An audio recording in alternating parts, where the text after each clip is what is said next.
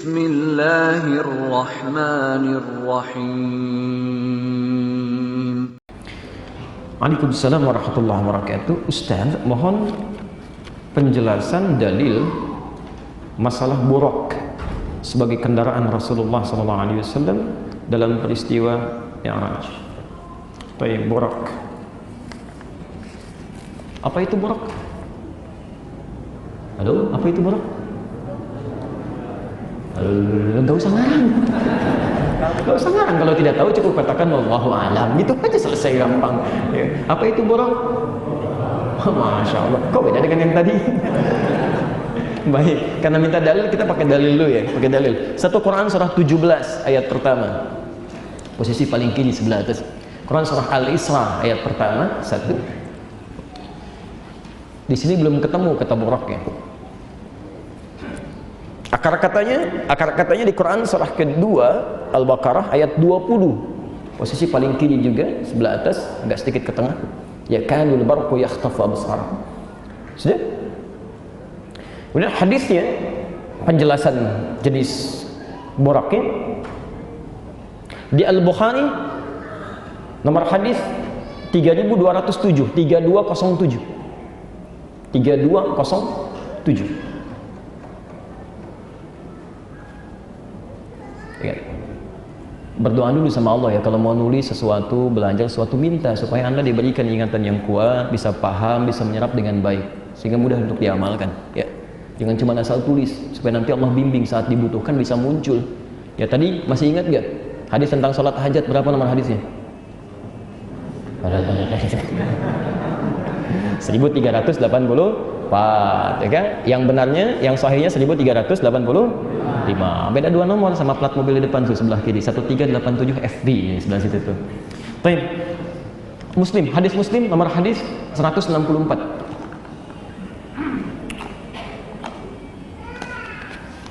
Sudah? Bismillah, kita jawab sekarang dengan dalilnya. Pertama kita ambil Al-Quran dulu tentang peristiwa buraq, yang mesti ada peristiwa dulu. Kalau nggak ada peristiwa bagaimana bisa muncul buraq, gitu kan? Baik. Quran surah ke-17 Al-Isra ayat pertama. Bismillahirrahmanirrahim. Subhanalladzi asra bi'abdihi layla. Awas poinnya, layla minal masjidil haram ilal masjidil aqsa alladzi barakna hawlahu linuriyahu min ayatina innahu huwas sami'ul basir. Baik. Subhan. Fokus pada kalimat ini, subhan. Jika Anda temukan kalimat subhan dalam bahasa Arab, terkhusus dalam Al-Quran apalagi hadis, ini artinya kalimat yang dimunculkan, dihadirkan untuk menolak anggapan yang bertentangan dengan keagungan dan sifat Allah Subhanahu wa ta'ala. Jadi kalau ada orang-orang yang mengeluarkan kalimat yang tidak sesuai isinya dengan keagungan dan sifat Allah, maka Anda ucapkan subhanallah. Sebaliknya jika ada kalimat-kalimat yang keluar karena ada sesuatu yang menghadirkan keindahan, takjub, ya, luar biasa, itu ucapkan Masya Allah. Jangan ditukar. Masya Allah. Ya. Quran surah ke-18 ya, dari ayat 33 sampai 35 itu posisi paling kiri di pertengahan ya. Walaula idh dakhalta jannataka qulta Masya Allah la quwwata illa billah ya. Kalaulah Anda masuk ke kebun Anda yang rindang, yang tumbuhannya bagus-bagus, itu ucapkan Masya Allah, jangan sombong. Itu dialog antara seorang teman yang rendah hati dengan kawannya yang kaya tapi sombong. Ya, dia masuk ke kebunnya, dia katakan, nih punya saya nih kebun kan, dan hebat daripada kamu belum punya apa-apa, ayo usaha dong seperti saya. Maka temannya meluruskan, yang terbaik ketika kamu masuk, syukuri, ucapkan Masya Allah la quwwata illa billah. Kamu nggak bisa begitu karena Allah tidak menetapkan itu terjadi. Itu yang tepat ya. Jadi kalau ada sesuatu yang bagus-bagus, yang indah, ucapan apa? Masya Allah. Ma di situ itu berarti takjub, ma takjub, dan berarti kalimat doa. Jadi kalau Anda datang ke puncak misal, melihat indah terbentang, Anda ucapkan Masya Allah, itu artinya ya Allah, saya kagum dengan keindahan yang telah Engkau tetapkan ini, dan mohon jadikan setiap saya kesini selalu indah seperti ini. Awas jangan salah tempat ya. Bapak ibu punya anak sulit diatur, wah membantah terus-terusan, anaknya masih kecil kan, apa yang diucapkan? Masya Allah ya, sungguh indah kenakalan ini, kalau bisa teruskan ya Allah. Ya, awas sesuatu kadang tidak menempat di sini. Baik, ya? Sebaliknya kalau subhanallah itu lain. Ada orang berkata, maaf, ada orang berkata Allah punya anak ya. Ya, turun jawaban subhana. Quran surah kedua ayat 116, posisi paling kiri di pertengahan. Wa qalu ittakhadallahu walada. Mereka berkata Allah punya anak, subhana. Itu tidak benar. Tidak benar. Nah, dalam peristiwa Isra ini, kenapa dimulai dengan kalimat subhana? Karena ini peristiwa iman yang hanya bisa diyakini dengan iman kita, yang belum bisa ditangkap oleh akal. Sehingga ketika disampaikan oleh Rasulullah SAW, terjadi peristiwa itu cuma semalam. Perjalanan dari Masjidil Haram ke Masjid Al-Aqsa di Palestina. Ya, sekarang saja menggunakan pesawat itu kan, bisa dalam beberapa jam. Kalau menggunakan bis, ya 1 malam 2 hari kan. Pada saat itu nggak ada pesawat, nggak ada bis, yang memungkinkan pakai unta. Orang pahamnya beberapa bulan sampai jalan. Begitu disampaikan, saya di atas Jabal Qubais. Jabal Qubais itu sekarang yang ada istana raja di atasnya. Jadi dari Zamzam itu kalau anda ke depan masuk, sebelah kanannya langsung ada bukit, di atasnya ada istana raja, itu Jabal Qubais. Rasulullah SAW naik ke atas Jabal Qubais menyampaikan, saya tadi malam diisrakan oleh Allah. Isra itu diperjalankan pada malam hari dari Masjidil Haram di sini ke Masjidil Aqsa di Palestina, cuman semalam. Maka orang mulai meragukan di situ. Yang paling senang Abu Jahal. Yang paling senang Abu Jahal. Ini kesempatan untuk menusuk Muhammad SAW. Maka disampaikan, nah terbuktikan sekarang Muhammad itu bagaimana selama ini, maaf, mengibuli kita semua. Gak mungkin itu bisa terjadi, ya saudara-saudara, macam-macam. Akhirnya yang tadinya ragu-ragu menjadi semakin ingkar pada Nabi, yang ingkar menjadi semakin marah pada Nabi, yang yakin pun menjadi ragu kepada Nabi SAW. Kata Abu Jahal, tinggal 1 orang lagi. Kalau 1 orang ini bisa sama menolak klaimnya Muhammad SAW, maka selesai dakwah Islam di kota Makkah ini. 1 orang itu bernama Abu Quhafah, dikenal dengan Abu Bakar.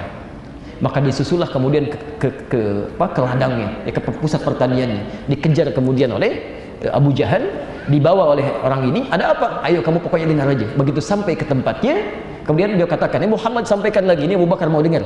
Begitu disampaikan oleh Rasulullah SAW, aku diisrakan tadi malam dari Masjidil Haram ke Masjidil Aqsa, cuma semalam tadi. Abu Jahal ketawa. Dengar kau Abu Bakar, bagaimana pendapatmu? Lihat kalimatnya. Sekalipun Muhammad SAW mengatakan bahwa di belakang bukit ini sekarang ada musuh dan itu tidak terjadi, tetap saya akan percaya pada perkataan Muhammad SAW. Orang yang yakin pada sesuatu yang kebanyakan orang mengingkarinya, itu disebut dengan siddiq. Maka sejak itulah digelari dengan Abu Bakar As-Siddiq. Abu Bakar As-Siddiq. Saat orang mulai ragu, saat orang mulai ingkar, manusia inilah sahabat Nabi SAW yang membela Nabi di hadapan orang-orang yang telah melecehkan beliau. Kalaupun ada musuh di belakang saat ini dikatakan oleh Muhammad SAW akan menyerang dan tidak terbukti, saya tetap akan percaya pada Muhammad SAW. Bagaimana suasana iman dalam jiwanya? Karena itu kalau ada sesuatu yang belum paham tentang agama, jangan komentar dulu, yakini dulu, baru hikmah datang. Itu poinnya. Ya, yakini dulu, yakin baru hikmah datang. Apalagi nggak ada ilmu kemudian ikut berkomentar, bisa salah fatal nantinya. Bisa salah fatal. Ya. Dari sini teman-teman sekalian, maka turunlah ayat untuk menolak klaim orang-orang yang kemudian melecehkan Nabi, bahkan melecehkan Allah, bahkan menghina Allah. Maka turunlah surah Subhan. Itu tidak benar. Itu tidak tepat. Nah, jadi mohon maaf ya, mohon maaf. Pelecehan, penghinaan itu bagian yang dialami dalam ujian. Allah dicela, Nabi dicela, malaikat dicela, sahabat dicela. Dan dengan itu semua mereka bersabar dalam kebaikan. Dan Allah punya sifat yang luar biasa. Allah itu Tuhan, beda dengan makhluk. Ya. Nah, Anda bukan Allah, bukan Rasul, bukan sahabat, bukan Nabi, gak mau dicela, mustahil. Kalau Anda orang baik, Anda akan dicela oleh orang jelek. Kalau Anda orang jelek, buruk perilakunya, Anda akan dicela oleh orang baik. Sama aja. Anda lewat mau ke sini, ya, Masya Allah, ada orang mabuk, Anda persoalkan.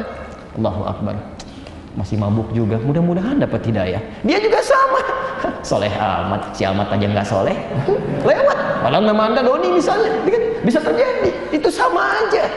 Jadi biasa aja kalau ada orang cela, doakan dia, sudah, nggak usah balas dicela. Kecuali kalau cela aja terkait dengan Allah, dengan kitabnya, dengan hukumnya dan sebagainya, baru dikeluarkan tindakan-tindakan yang sesuai dengan konteks hukum yang berlaku. Nah, teman-teman sekalian, apa kaitan dengan borok di sini? Bagaimana bisa ke Masjidil Aqsa dalam semalam? Dengan suasana yang tidak ada kendaraan, yang dalam pandangan manusia bisa mencapai itu semalam. Maka yang seperti ini bisa diartikan bahwa perjalanannya sangat kilat. Dalam bahasa Arab sesuatu yang berlangsung kilat, itu ada kilat, kilat, kilat, kan cepat, satu kilatan, satu kibatan, itu disebut dengan barqun namanya, kilatan.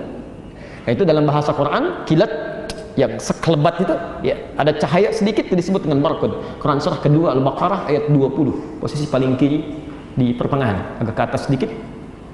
Yakadul barqu yakhtafu absarahum. Hampir-hampir kilat itu menyambar penglihatan mereka. Saking perangnya cepat. Ya. Kalau kilat itu lambat atau cepat?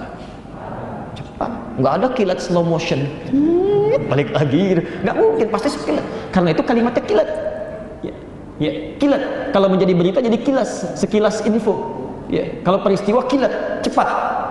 Tapi sesuatu yang kilat, kilat itu barakun. Barakun, cepat. Nah, kalau itu kemudian menjadi tunggangan yang dipakai, dipraktekkan untuk mencapai satu tujuan tertentu dengan kilat cepat, maka berubah kalimatnya dari barakun menjadi borakun. Nggak pakai borak, borakun. Ya. Saya mau Anda paham dulu dari sisi bahasanya bagaimana, itu kan? Turunannya seperti apa, baru, dan itu bersumber pada dalil. Nah, buruk seperti apa yang digambarkan dalam peristiwa Isra ataupun Mi'raj itu, maka kita dengar keterangan Nabi SAW. Ya.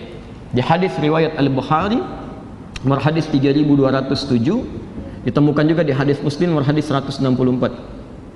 Ya, Al-Bukhari, sini Muslim.